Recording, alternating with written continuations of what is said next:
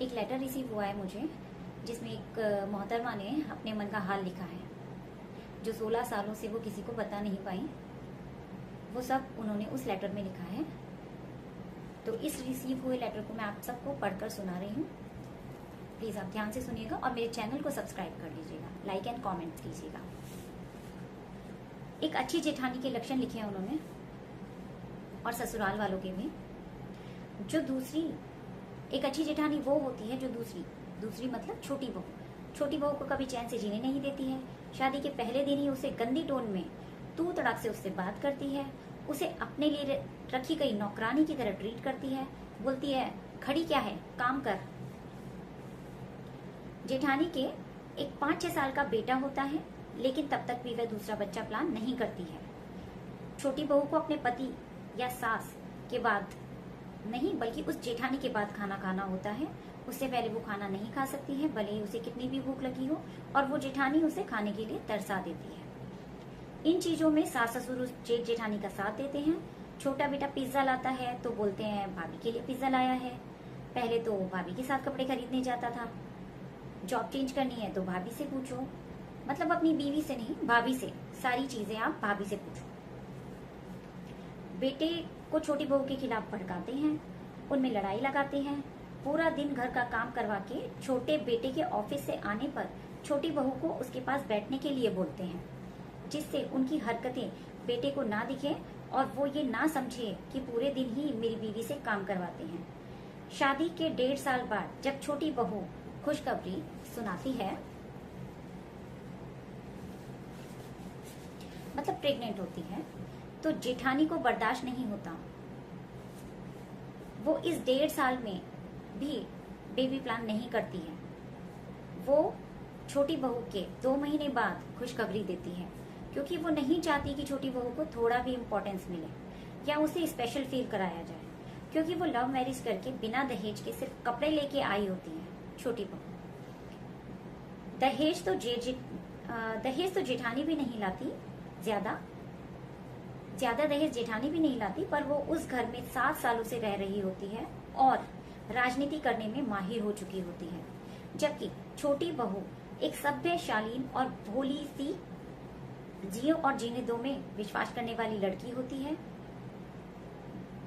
Job करने वाली, खुले विचारों वाली, बीएड का एग्जाम फर्स्ट अटेम्प्ट में क्लियर करने वाली, पढ़ाई में अच्छी, घर के कामों में अच्छी, एक मासूम सी लड़की होती है छोटी बहू, जो कि उस जेठानी को बर्दाश्त नहीं हो रही होती कि उसे उसकी सत्ता खोते हुए नजर आ रही होती है।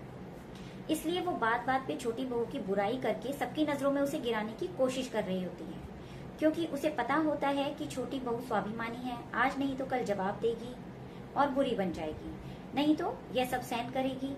दोनों ही केस में जीत उस जेठानी की होगी। इस तरह सारे रिश्तेदार और ससुराल वाले भी बिना कुछ गलत किए छोटी बहू को ही बुरा मान लेते हैं।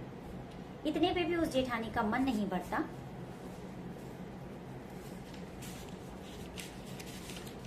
लेटर बहुत बड़ा है, मैं पढ़ के सुनाती हूँ। इतने पे भी उस जेठानी का मन नहीं बढ़ता, तो लगातार वो छोटी बहू को सारे के सारे टॉर्चर करते हैं, ताने मारते हैं, एक दिन भी उसे चैन से जीने नहीं देते। जब जनवरी में मकर संक्रांति होती है, छोटी बहू को 7वां महीना लगा होता है प्रेगनेंसी का, तो उनके घर में बाहर से आए रिश्तेदार, नागपुर महाराष्ट्र से आए रिश्तेदार और उसके जेठ जेठानी उस छोटी बहू के हस्बैंड के सामने ही उसकी वाइफ को उसके होने वाले बच्चे के बारे में गलत सलत बोल रहे होते हैं। उसका ससुर बोलता है कि इतना सा पैदा, ऐसे हाथ दिखा के बोलता है इतना सा पैदा करेगी।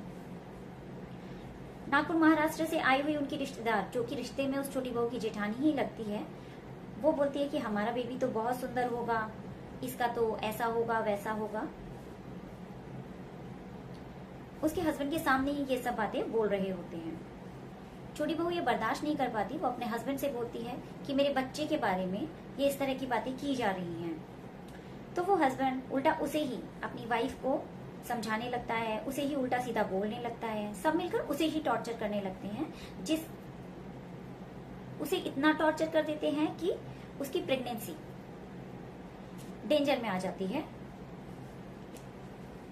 वो अपने बच्चे को खोने वाली होती है। उसे हॉस्पिटलाइज होना पड़ता है। उसे 3 दिन हॉस्पिटल में रखा जाता है, जिन 3 दिनों में उसे 21 इंजेक्शन लगते हैं। एक दिन में 7 इंजेक्शन लगते हैं। ये सब वो छोटी बहू सहन करती है।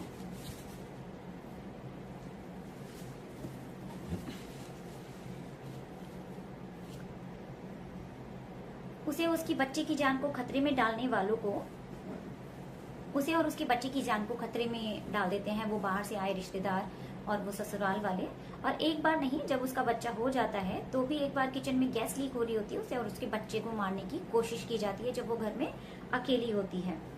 बट वो छोटी बहू समझदारी से काम लेती है और वो ये सब बातें 16 सालों तक किसी से नहीं कहती।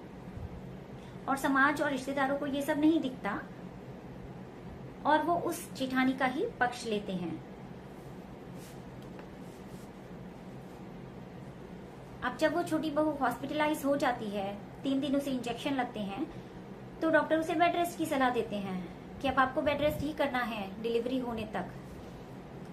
तो वो अच्छे जेठ जेठानी जो इतने अच्छे होते हैं वो किराए के मकान में चले जाते हैं अपने पेरेंटल हाउस से कि छोटी बहू की डिलीवरी अच्छे से हो जाए। वो रीजन ये देते हैं, जबकि सही रीजन ये होता है कि उनकी वाइफ, जेठ की वाइफ भी प्रेग्नेंट होती है, तो वो उसे इतना सा भी काम ना करना पड़े, इसके लिए वो किराए के मकान में शिफ्ट हो जाते हैं और नाम छोटी बहू का लगा देते हैं कि इसकी डिलीवरी अच्छे से हो जाए। लेकिन जिन्होंने उसके बच्ची की जान को और उसकी जान को खतरे में डाला होता है, छोटी बहू मन में सोच लेती है कि वो उनको कभी माफ नहीं करेगी। इस तरह से वो जेठ जेठानी किराए के मकान में शिफ्ट हो जाते हैं। लेकिन जैसे ही उस जेठ की वाइफ की, जेठानी की डिलीवरी होती है, वो हॉस्पिटल से सीधे घर में आ जाते हैं, बच्चे को लेकर उसी पेरेंटल हाउस में आ जाते हैं सेवा कराने के लिए, हमेशा के लिए आ जाते हैं। छोटी बहू के जब बच्चा होता है,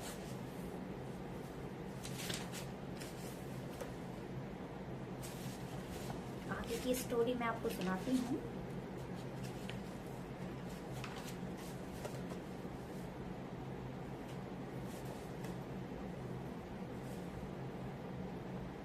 छोटी बहू के जब बच्चा होता है तब भी वो जेठानी उससे मिलने नहीं आती है और न ही सास ससुर और कोई भी उसकी हेल्प करता है। उल्टा बहू को घर में अकेले छोड़कर सास ससुर तो कहीं बिना किसी काम के बाहर शहर चले जाते हैं काफी दिनों के लिए। कोई भी ना तो उसकी प्रेगनेंसी में और ना उसके बाद उस बहू की देखभाल करता है, ना ही उसके बच्चे की। बहू का पति एक मेड लगाता है, छोटी बहू का पति एक मेड लगाता है जो उसे खाना दे देती है, जैसा भी उसे बनाना आता है वो खाना दे देती है। ठीक से केयर नहीं हो पाती उस छोटी बहू की। जब छोटा बेटा और बहू अपने बच्चे के 1 साल का होने पर उसका बर्थडे करते हैं तो उसके सास ससुर वो नहीं आते बर्थडे में, वो बाहर कहीं दूसरे शहर में चले जाते हैं फिर से। और वो जो जेठ जेठानी उसी घर में होते हैं वो भी उसके बर्थडे में नहीं आते, क्योंकि वो छोटे भाई और उसकी वाइफ को नीचा दिखाना चाहते होते हैं। वो उसके बर्थडे में आते ही नहीं है। लेकिन जो ये रिश्तेदार होते हैं और ये समाज होता है, तो जिनके साथ गलत होता है ना, ये उन्हीं को गलत मान रहे होते हैं और जो गलत करते हैं उन्हें ये सराखों पर बैठा के रखते हैं ये रिश्तेदार। कभी कभी देखने से ऐसा लगता है कि कुछ लोग माँ बाप को रख रहे हैं, बट ऐसा होता नहीं है। माँ बाप के घर में कौन उन्हें रख सकता है? वो जेठ जेठानी रह रहे होते हैं माँ बाप के घर में। छोटे भाई का ट्रांसफर दूसरे शहर में हो जाता है और वो बुरा बन जाता है छोटा भाई बहुत, कि ये तो चला गया घर छोड़ के, अब जॉब में तो ट्रांसफर होता है तो वो चला जाता है। लेकिन दूसरों को लगता है कि वो बड़ा भाई मतलब जेठ जेठानी रख रहे होते हैं माँ बाप को, लेकिन उन्हीं के घर में कौन उन्हें रखेगा, जबकि वो तो खुद रह रहे होते हैं उनके घर में मजे से, उनकी सुख सुविधाओं को वो यूज कर रहे होते हैं।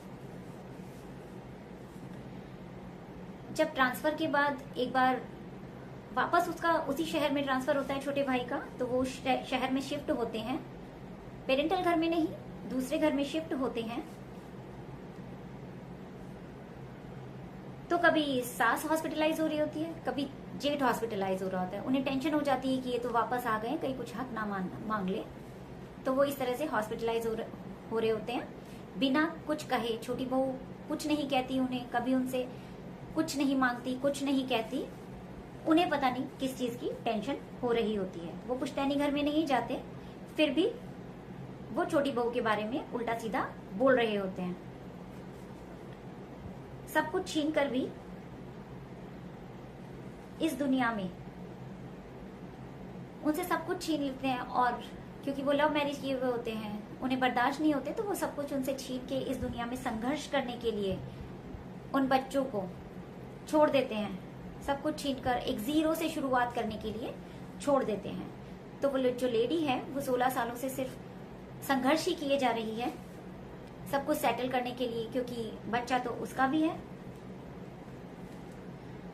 लेकिन ऐसे माँ बाप जो अपने बच्चों के साथ गलत करते हैं और समाज में भले बन के घूम रहे होते हैं, बच्चों से उनका समाज नाम सब कुछ छीन लेते हैं, ऐसे माँ बाप को कोई सजा क्यों नहीं मिलती?